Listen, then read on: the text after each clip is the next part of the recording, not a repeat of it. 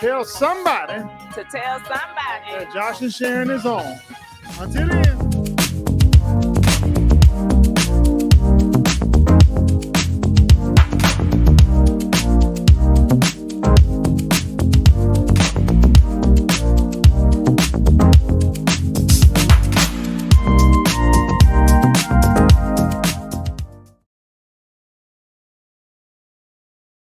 So good to have you all a part of this podcast. We're excited about what's going on, what's getting ready to happen. God is doing some great, great things in our lives. It has been a road that we have been traveling on. Yes, it has. Sharon, what's up? Hey.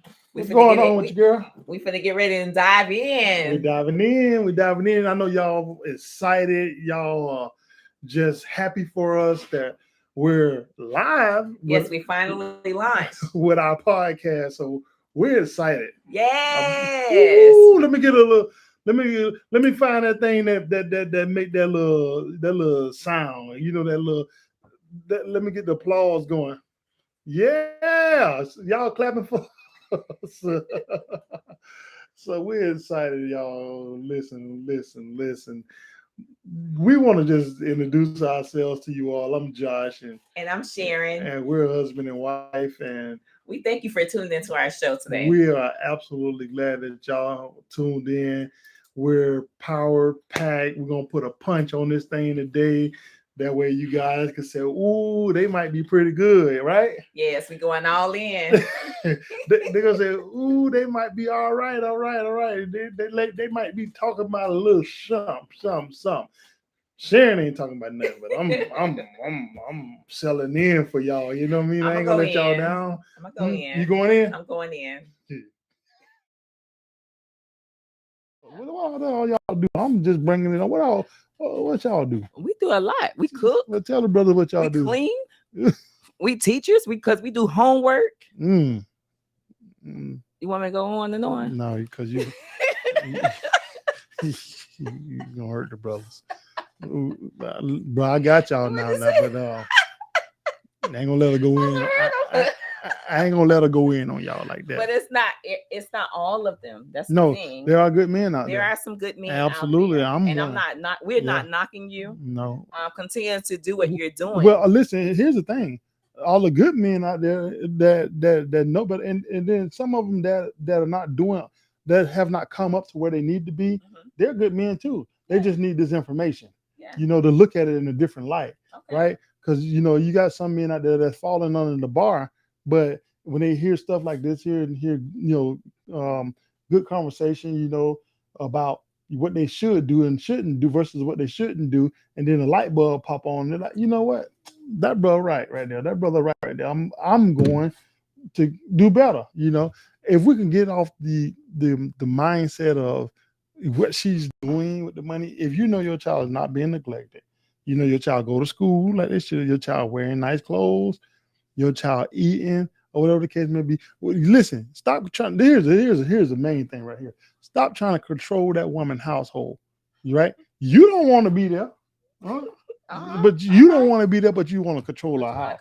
You want to tell her who she can date. Nobody ain't say that when you try to date her, when you dated her. Ain't nobody do you like that. So if she choose to move on, and let her move on. Yeah, let her move on. But one thing I am glad about though, because that child support thing, man, and y'all, some of these brothers in trouble. When I went to school, I ain't have no issue. You know how when you was in middle school, right? And then you was in high school, and then you remember all the pretty boys y'all used to be out there all the time. I'd be out there, pretty boys and stuff like that. And the pretty boys, they thought they were. I remember some of the pretty boys when I went to Lincoln and some of these different schools, whatever the case may be, and they had it going on, right? They thought they had it going on, and all the girls was out there and everything. An old brother like me couldn't get them, you know what I mean? I couldn't get women. I had a girlfriend here or there, whatever the case may be. But the pretty boy, they just get whatever. It seemed like they got whatever woman they want, right? Yeah. But then life happened. Ooh wee. So. Thank you for tuning in to today's podcast with Let's Conversate with Josh and Sharon. They truly appreciate your support. Thank you for following them on Facebook, Instagram, Twitter, and of course, subscribing to their YouTube channel. If you would like to make a contribution towards the podcast to further its reach, please feel free to do so with Cashapp $Letsconversate. Again, thank you for watching Let's Conversate with Josh and Sharon. Back to today's podcast.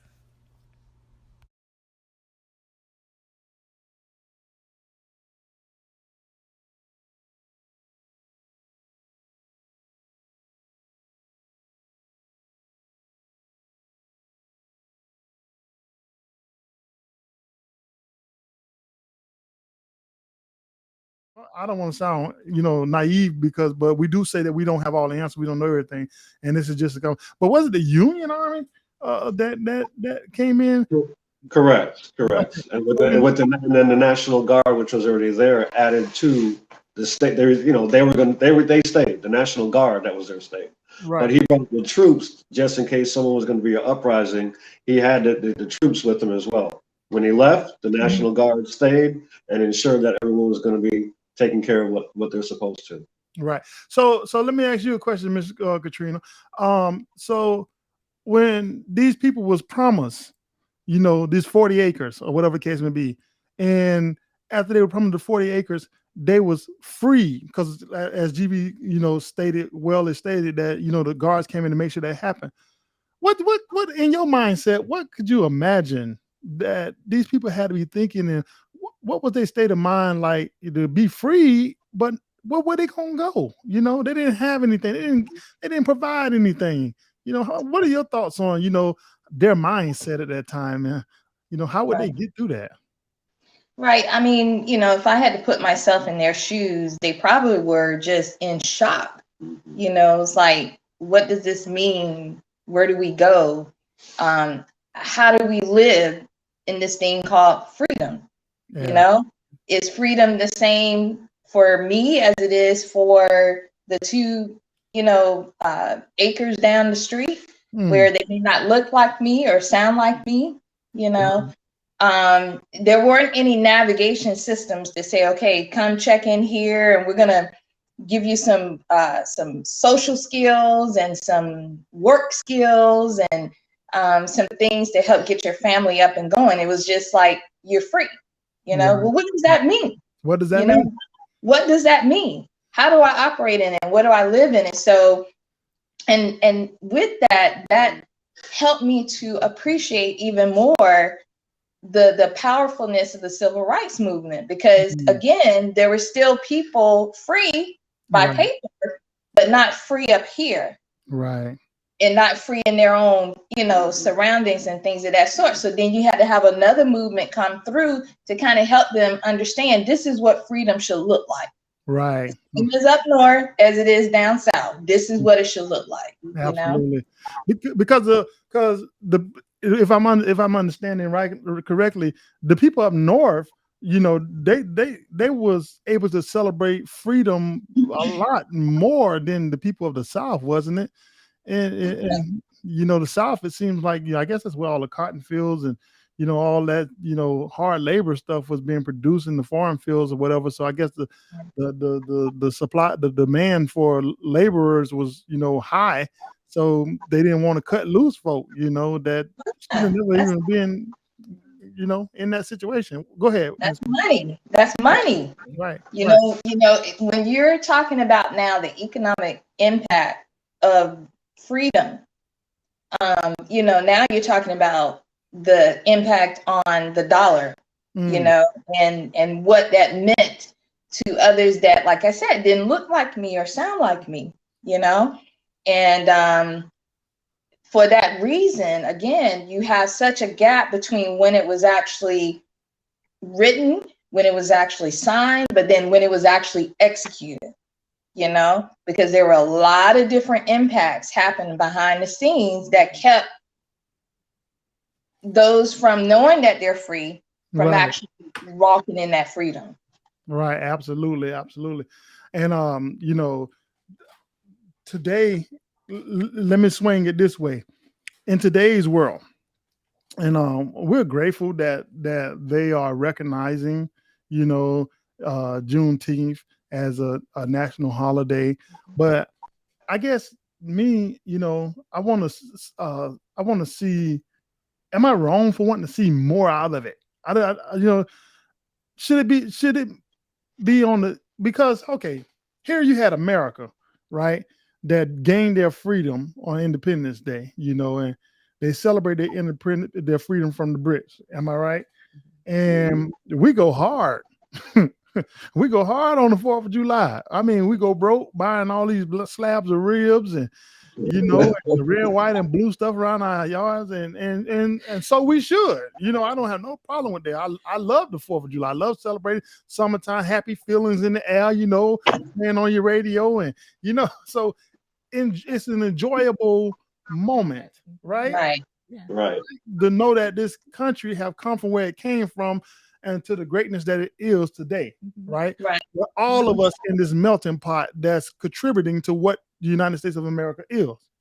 Right. So now here it is, but for our Independence Day, yes, America had the Independence Day free from the Brits, but that's not truly. I want to say it's the right way, without offending anybody. But I'm gonna ask it with a question: is that truly our Independence Day, or is Juneteenth the true Independence Day for the African Americans that's in this country? Not that we want to alienate or disregard the 4th of July, because I'm representing on the 4th all the time. America free. I live in America, born and raised in America. I love my country. But I want to make sure that the country loves me just as much as I love the country, and I feel like that for the country to love me just as much as I love the country is to regard my history.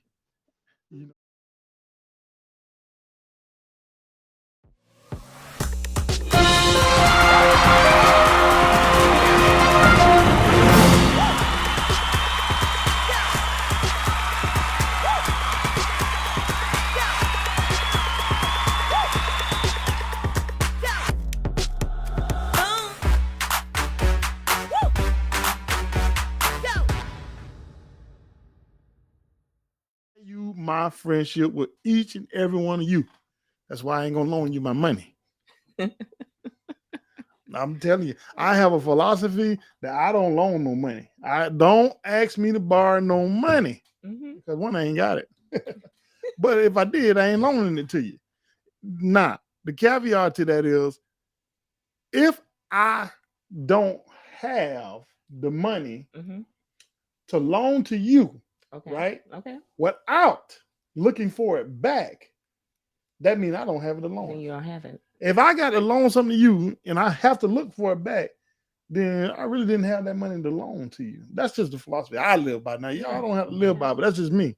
Yeah. But for those of y'all that don't mind, loaning money, I'm a giver. Let me set the record straight. Yeah. I'm not stingy.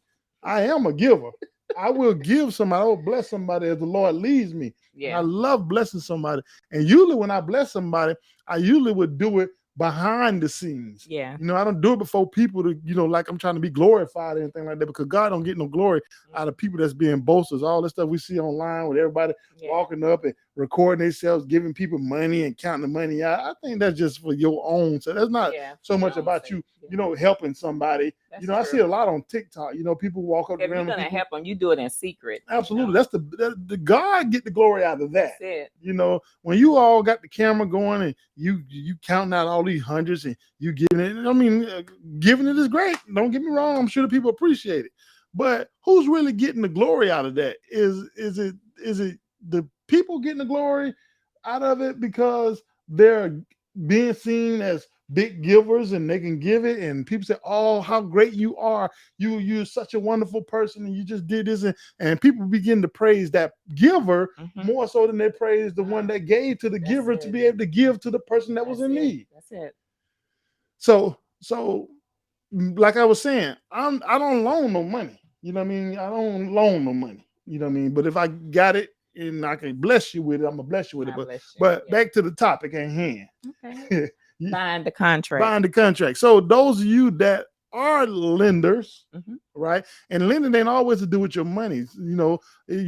There are other things. You might allow somebody to stay on your property. While you away, and they might have obligations that they need to keep up with for living there. While they're there. Right. The maintenance. The upkeep of the place. The yard maintenance, whatever the case may be.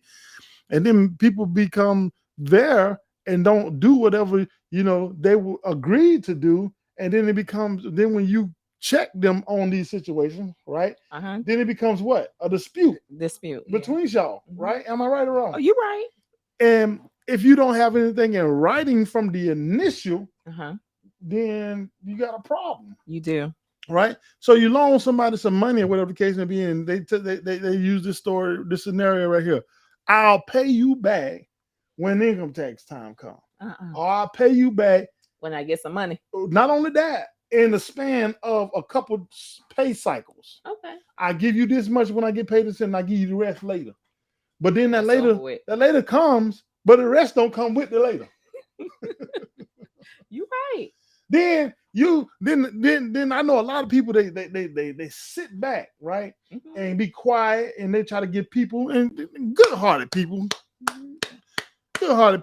they sit back and try to give folk the benefit of the doubt. Yeah. I don't have people. This is why part of the reason why I don't loan money no more, because I knew I didn't have it to give, because I needed to look for it back. And when I look for it back and they don't give it back, it made me angry.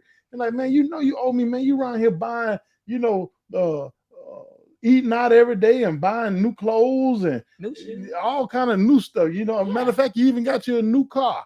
And you ain't mentioned damn time about my $50. What? Now, Sharon, that was a low number you gave, but we gonna fall out about. You talk about a car. We gonna fall out about $50. But some people will. No, seriously. People are like that. Absolutely. Some people will fall out about them $50. Because because most people, they would give, but they really don't have. So they're definitely looking for it back in return. Absolutely. So it'll hurt them, and they're gonna feel some type of way. Well, maybe they need to follow. Maybe they need to follow my philosophy then, and then just don't loan. You know what I mean? Just say, you know what? Josh right about that thing. If I got to look for it back, I ain't got to give it to you.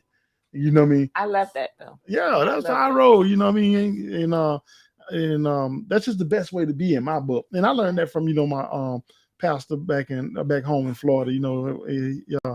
He told me, he said, man, listen, I don't loan no money.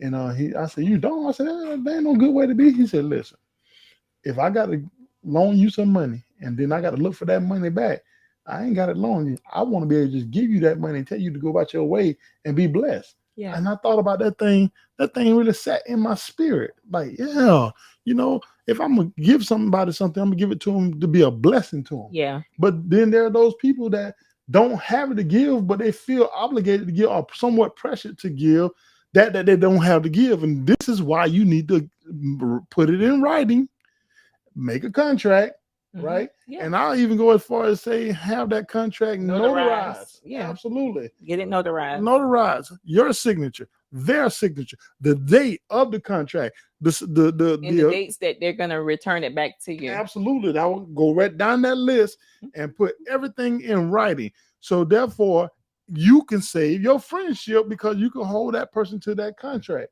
right? And if they don't abide by that contract, and they, if you end up having to be in the court about property, if you end up having to be in court about, a car, absolute possessions or something like that, then, you got a binding contract. Because most people, I done seen people take people to court about money or accident or anything, and they have no evidence. Right. You know how y'all get in them little fender benders and y'all want to exchange insurance information at the light. Now, number one, I ain't doing that. We're gonna get these authorities out here and we're gonna do this the right way. But some people, they want to just, my deductible is gonna be higher than the damage that got to be fixed. And then you go ahead and say, okay, well, just give me your insurance information, you give me mine, and we go on. And then you go find out later on that your car your car got a little more damage than you expected. thought initially at that scene, right? And then you reach out to their insurance, to them or whatever the case be, or their insurance, and you find out their insurance done lapsed, so they don't got no insurance, whatever the case may be. But you didn't get a written agreement before y'all left that scene. You know what I mean? And I don't know how you gonna get it notarized at the scene. So me, I ain't even finna put myself through that situation. You hit my car. We're gonna call the popo. I'm telling you, shoot. That's why I ain't got. See that how petty I am. That's why I ain't got no money to even loan you. Cause listen, I can't do it. Oh Lord, I can't do it. You can't do it. Then people that have less than you folk that making up under $100,000 a year. People always try to tell me, y'all that make less than $250,000 a year. We ain't up there. I'm talking to people make less than 100. Anybody making over 100, then y'all don't have these problems. Y'all problems bigger than ours. Yeah. My hat's off to the people that make, six figures or whatever the case may be. But I'm talking to these everyday common folk that making, $30,000 a year. Yeah. $55,000, $60,000 a year. Yeah. I'm even talking to people who make $14,000 a year. These are the folk that ain't got no money to be loaning nobody, and folk don't honor the agreement that y'all made, and they take your money and then they go do whatever they gonna do with that money, and then keep on going their life with no intentions on doing right by paying you back. And they be in your face, they be avoiding you and doing all kind of things. You see all kind of stuff. They all on Facebook flashing the new jewelry that they done bought and the new wardrobes and everything, and never mention your money. See you 2-3 times in passing and don't even mention your money. And then you being that passive person and just relaxing, giving them the benefit of the doubt, you feeling some kind of way in your heart because they owe you. And you're like, man, they're getting all this kind of stuff and they're doing all these things and they won't even pay me my money back. Yeah. And then you're building up anger and you're mad and you start raging within yourself because they owe you. And you why do yourself like that? Sometimes. Go ahead. I'm sorry. Sometimes people they would give it to them and knowing that they're not going to give it back, they'll come back again and then they'll allow them to borrow. I wish they would come at me again trying to borrow some money again. Listen, I'm telling you now, this is how I roll with that thing. When I did loan money, listen, with somebody that the loan money, if they don't borrow too much from me and I give it to them and I know they don't give it back, and I say, good, that'd be a reason why I know I ain't got to never give them nothing again. But everybody can't afford to be doing that. You know what I mean? Yeah. You're losing their money. Folk need their money. They need their money. Stop. And then all you borrowers out there, stop. And then don't get upset. Listen. Oh, I got so much to say on this topic. Listen.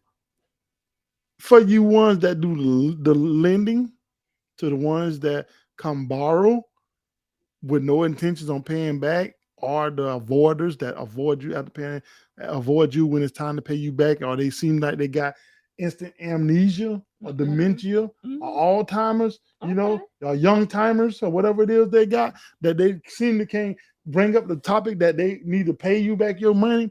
Listen, I guarantee you will stop folk from asking you for money when anytime somebody want to borrow something of significance from you, you tell them, okay, well, but we're going to have to write this up and write up agreement and go get it notarized. Huh? Yeah, you're going to have to present your driver's license. Yeah. Your date of birth. Yeah, your social. Yeah, in some cases, if you're borrowing enough, I'm going to need that social. See, I guarantee you they'll back off from you then. They ain't going to be going to borrow the money. They will. You can hold them accountable. So folks don't want to be held accountable. They want your stuff, but then they don't want you to hold them accountable for your stuff. You get what I'm saying? Yeah. And that ain't how life works. It's not. You're not finna get my stuff and my money, and I have nowhere holding you accountable. Yeah. That's why I don't borrow loan. But there are those that do. So those of you that do, we just trying to create conversation to make you think a better way of doing so you don't lose twice. That's and the way you lose twice is what? You lose your money and your friendship. And you lose your friendship. Yeah. And I value my friendship with my friends. So therefore, most of my friends know not to come asking to borrow no money from me. Y'all think I'm being mean. I'm not being mean. Y'all got to hear what I'm saying. You know what I mean? I, do like the do with the ape on the on TikTok. How you give me that one say? He said, "Let me borrow something No, you, I don't know. They heard you, Oh. but look, he lean on to me say, let me hold $20 till tomorrow."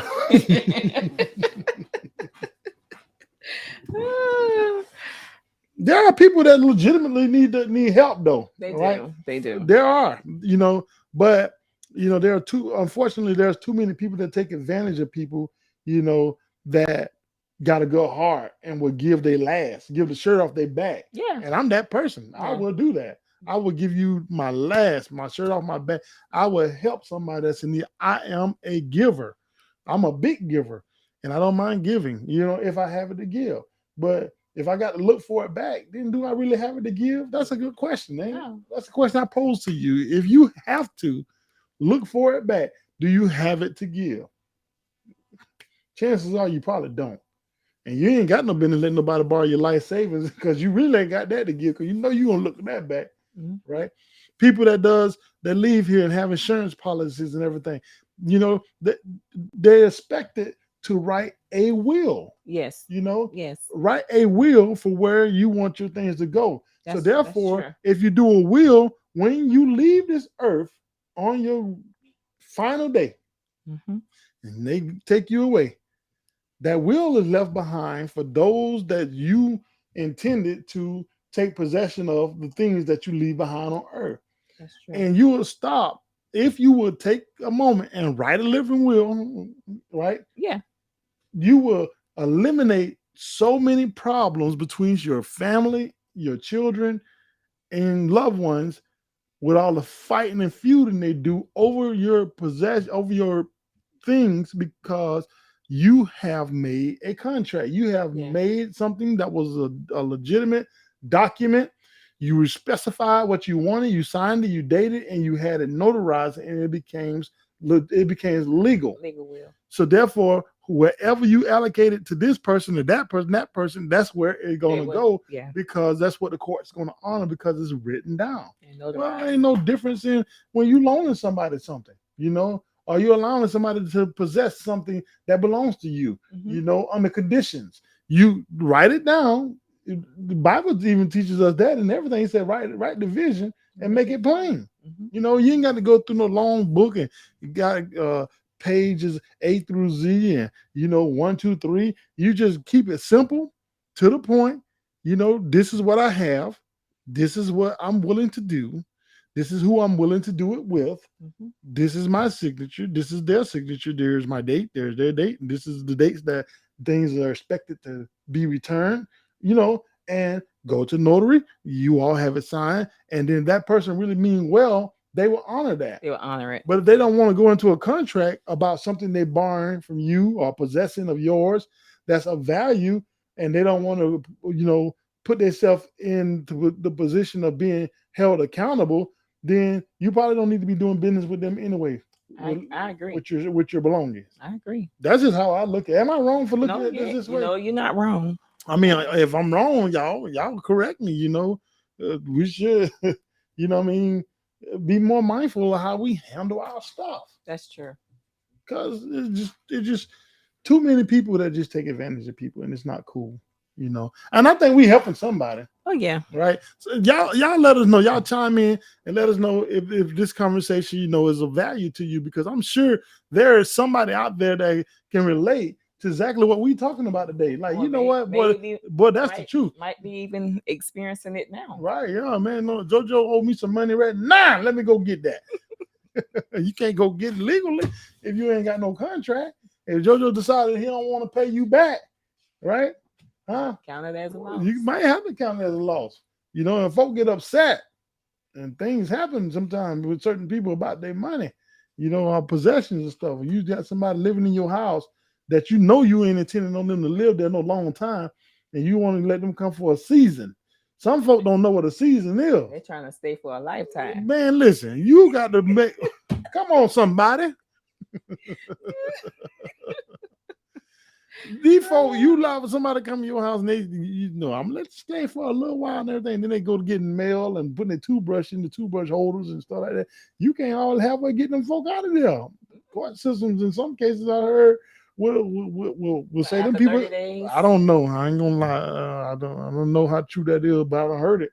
I don't know what the real law is about it, but I done heard tell of people to come and stand in folk houses, with them, and you can't put them out. Somebody, you got to evict them. What you mean I got to evict them? What you say? Their name not on this lease. Yeah, but I know in Florida, it'd be like that. You have to go down to the courthouse and evict somebody out your house that ain't even supposed to be living there. Oh, wow. But guess what? What would help you to get them people out your house is what? A binding contract. Absolutely. Well, so before you even let somebody, I know I'm helping you. Before you even let somebody come in your house and bring the first bag in there, you better have a contract written and the stipulations. And when I'm allowing you in, this is how long I'm gonna allow you in. This is the time you open my refrigerator. This is the time you close my refrigerator. Do not go in my cabinet. Stay out my bathroom medicine cabinet. I don't think I'll stay there then. I got rules over my house. Leave your shoes at the door. Huh? Matter of fact, laundry for guests is only on Thursdays after 4 p.m. And write it down. Make that vision plain. And then if they want to live there, they're gonna sign it, right? And then you're gonna have it notarized. So then when they don't want to abide by the contract, it'll be that much more easy. Even if you still have to go through the legal system, get their behind up out of there, it'll be that much more easy for you to get their behind up out of there because you got to bind the contract. I know I'm talking about something up in here today. Help us.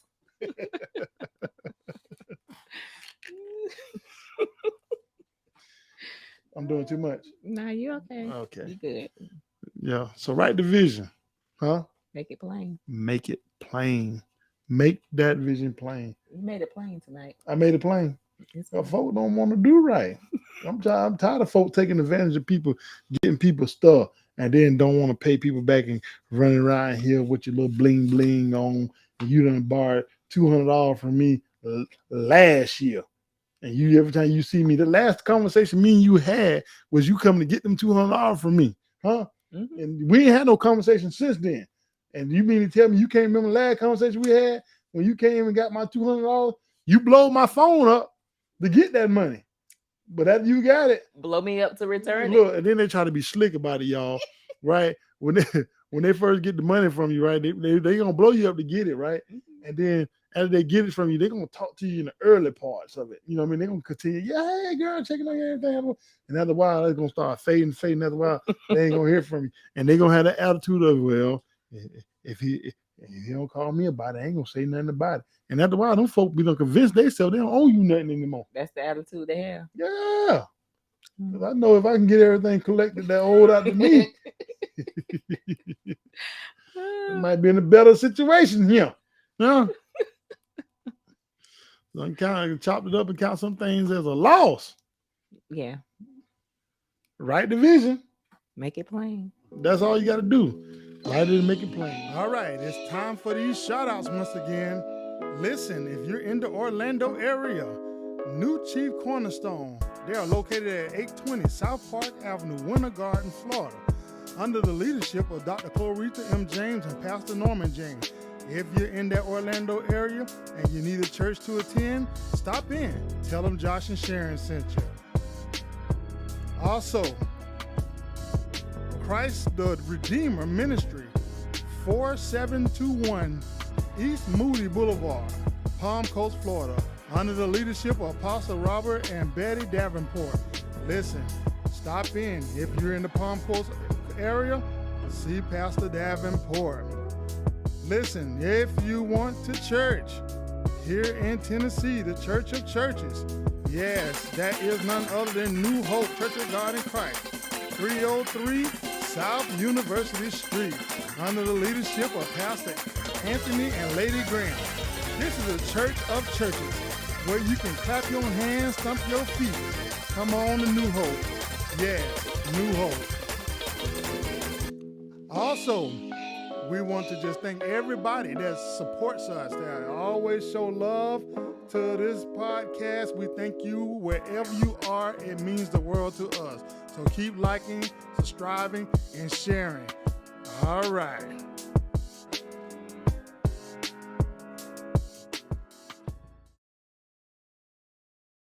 Listen, you guys, you know what time it is. It's time to get up out of here. Listen, Sharon, Hey. don't be giving them people your money if you got to look for it back now. Because you ain't got it to give. Ain't that right?